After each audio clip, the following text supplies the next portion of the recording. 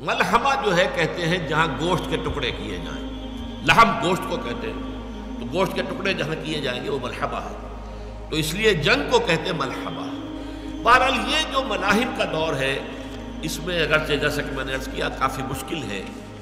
لیکن یوں سمجھیے کہ اس کا دور اول گزر چکا ہے۔ حضرت مہدی کا ظہور ابھی ہونا ہے لیکن ملاحم کا دور اول گزر چکا ہے۔ یہ جو گلف وار تھی جس کا نقطہ آغاز ہے 2 اگست 1990 کو، یہ ان ملاحم کا پہلا سلسلہ ہے کہ جس سے آغاز ہو چکا ہے۔ چنانچہ آپ کو شاید یاد ہو کہ اس وقت صدام حسین نے کہا تھا، یہ جو بدنام زمانہ صدام حسین ہے، کہ یہ جو جنگ ہے یہ ام المحارب ہے، جنگوں کی ماں ہے، اس کے بطن سے اب جنگوں کا ایک سلسلہ جو ہے برآمد ہوگا۔ ظاہر بات ہے وہ کتنا ہی برا انسان ہے جو بھی ہے، عرب تو ہے نا آخر، لہٰذا ان چیزوں پر اس کی نگاہ ہے۔ بلکہ میں نے اس زمانے میں بتایا بھی تھا، میں امریکہ میں تھا ان دنوں، جبکہ غالباً جان رادر جو ہے ایک بہت بڑا جو انٹرویو لینے والا ہے امریکن ٹیلی ویژن کا، وہ وہاں گیا ہوا تھا، اور اس نے جو انٹرویو لیا ہے تو عجیب نقشہ میں نے دیکھا تھا کہ صدام حسین کے پیچھے جہاں وہ بیٹھا تھا جو کتبہ لگا ہوا تھا دیوار پر، وہ قرآن مجید کی آیت تھی، بل نقذف بالحق علی الباطل فیدمغہ، ہم حق کا کوڑا دے کر مارتے ہیں باطل کے سر پر جو اس کا بھیجا نکال دیتا ہے۔ یہ آیت قرآن کی، یا اللہ، یہ اب ظاہر بات ہے عرب لوگ ہیں، قرآن سے واقف ہیں، وہ خود جاہل ہو تب بھی کم سے کم اس کے ہاں لوگ ایسے ہوں گے کہ جو عالم ہیں قرآن کے، تو انہوں نے وہ آیت لگائی ہوئی تھی، بل نقذف بالحق علی الباطل فیدمغہ، ہم حق کا کوڑا باطل کے سر پر ماریں گے تو وہ اس کا دماغ نکال کر، بیٹا نکال کر باہر پھینک دے گا۔ بہرحال اس نے کہا تھا یہ ام المحارب ہے۔ نوٹ کیجئے اس جنگ کا ذکر جو ہے احادیث میں کس طرح کی شکل میں آیا ہے۔ ان ابی کعب رضی اللہ تعالی عنہ قال انی سمعت رسول اللہ صلی اللہ علیہ وسلم یقول یوشک الفرات ان یحسر عن جبل من ذهب فاذا سمع به الناس ساروا الیہ فیقول من عنده لو ترکنا الناس یاخذون منه لیذهبن به كله فیقتتلون علیہ فیقتل من كل 199۔ یہ صحیح مسلم کی روایت ہے کتاب الفطر سے، کہ فرات سے مراد یہاں پر ہے ملک عراق۔ عراق میں سونے کا ایک پہاڑ ظاہر ہو جائے گا، یہ سونا، سیال سونا، یہ پیٹرول، اور عراق میں بہت بڑے بڑے ذخیرے اس کے موجود ہیں۔ اس پر ساری جنگ ہوئی ہے۔ آپ کو معلوم ہوگا، یاد ہوگا کہ کویت نے، یہ عراق کا الزام یہ تھا کہ کویت نے سلانٹ ڈرلنگ کے ذریعے سے ہمارے علاقے سے تیل کھینچنا شروع کر دیا، اور جو ایمبیسیڈر امریکن تھی گلاسپائی اس وقت عورت تھی، اس نے یہ کہا کہ ٹھیک ہے، آپ کا سرحدی جھگڑا ہے کویت کے ساتھ، آپ جیسے چاہے طے کریں، ہم اس میں دخل نہیں دیں گے۔ بس یہ دام تھا جس میں یہ صدام آ گیا، یہ در حقیقت جال تھا اس کے لیے جو پھیلایا گیا تھا، اس کی قوت کو کچلنا مقصود تھا۔ اس نے اسی بھروسے پر کہ امریکہ نے تو مجھے گویا کہ گرین سگنل دے دیا کہ we have nothing to do with it, یہ آپ کا بارڈر ڈسپیوٹ ہے، گو ہیڈ، لہذا وہ اس جال میں پھنس گیا، اور پھر جو اس کا تہس نہس ہوا ہے وہ آپ کو معلوم ہے۔ لیکن فیصلہ یہی تھا، معاملہ اصل یہی تھا، جھگڑا یہی تھا، تیل کے اوپر جنگ ہوئی ہے، اور یہاں بھی یہ فرمایا گیا ہے کہ ہر 100 میں سے 99 مارے گئے۔ تو واقعہ یہ ہے کہ جب ان فوجوں کی واپسی ہو رہی تھی کویت سے، تو آپ نے وہ دیکھا ہوگا ٹیلی ویژن میں بھی سین، کہ پوری سڑک جو ہے کویت سے لے کر آ کے بغداد تک جو ہے اسے قبرستان بنا دیا گیا۔ تمام ٹینک، تمام گاڑیاں، تمام ٹرک، تمام کاریں جس طریقے سے وہ تہس نہس کی گئی ہیں، ایک ایک شخص مرا ہے۔ ان میں سے میں سمجھتا ہوں کہ حدیث کے یہ الفاظ بالکل درست ہیں کہ 99% لوگ مارے گئے۔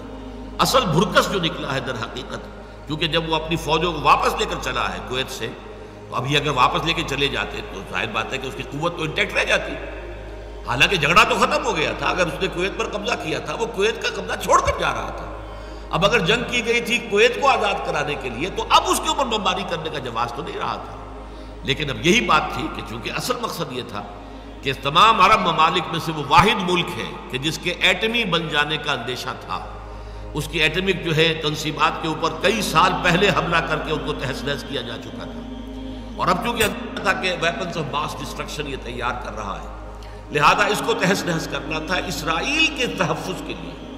شارلس کرافٹ نے بعد میں کہہ بھی دیا تھا کہ ہم نے یہ جنگ جو ہے اسرائیل کی حفاظت کے لیے لڑی ہے۔ تو یہ اس جنگ کا ذکر موجود ہے اس کے اندر۔ اس طرح دوسری روایت جو ہے یہ سنن ابی داؤد کی ہے، عن ذی مخبر رضی اللہ تعالی عنہ قال سمعت رسول اللہ صلی اللہ علیہ وسلم ستصالحون الروم صلحا آمنا فتغزون انتم وهم عدو من ورائکم فتنصرون وتغنمون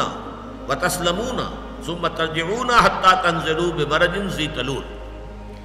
حضور نے فرمایا صلی اللہ علیہ وسلم، ذو مخبر کہہ رہے ہیں کہ میں نے سنا حضور کو کہتے ہوئے کہ اب یہاں تم سے مراد کیا ہے؟ تم صلح کرو گے روم کے ساتھ، جو ایک پرامن صلح ہوگی۔ ایک صلح ہوتی ہے جنگ کے بعد، ایک پیکٹس ہوتے ہیں آپس میں، معاہدے ہو جاتے ہیں ڈیفنس کے، صلحً آمنا۔ تو تم معاملہ کرو گے رومیوں کے ساتھ، گویا کہ عربوں سے کہا جا رہا ہے۔ یہ آج کا سعودی عرب اور جو اس کا اتحاد ہے امریکہ کے ساتھ، کہ اس کے گویا کہ جھولی میں بیٹھا ہوا ہے، اس کی جیب کے اندر رکھا ہوا ہے، اس کی طرف اشارہ ہے۔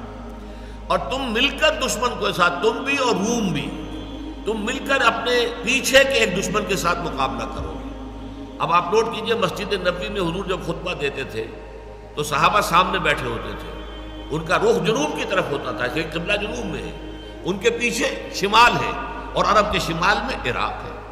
تو ایک دشمن کا تم جو ہے تمہارے ساتھ جنگ ہوگی۔ آپ کو معلوم ہے تقریباً تمام عرب ممالک بھی شامل تھے، 30 ملکوں کی فوج جو ہے وہ اس جنگ خلیج کے اندر آئی ہے، تقریباً 3 لاکھ افراد آئے۔ وہ ہوائی جہاز اور میزائل اور یہ اور وہ کس طرح کے بامبرز آئے ہیں، اس کا جو جن کی شکلیں پہلی مرتبہ لوگوں نے دیکھی تھی ٹیلی ویژن کے اوپر، جن کا ابھی کسی کو پتہ ہی نہیں تھا۔ پیٹریوٹ میزائل جو دے دیے گئے تھے اسرائیل کو، اس کا پہلے اس سے ذکر ہی کسی کو معلوم نہیں تھا کہ پیٹریوٹ نام کی کوئی میزائل بھی موجود ہے، جو کسی آنے والے میزائل کو خلا کے اندر ہی ختم کر دیتا ہے، فضا کے اندر۔ اب تو خیر خلا کی بات ہو رہی ہے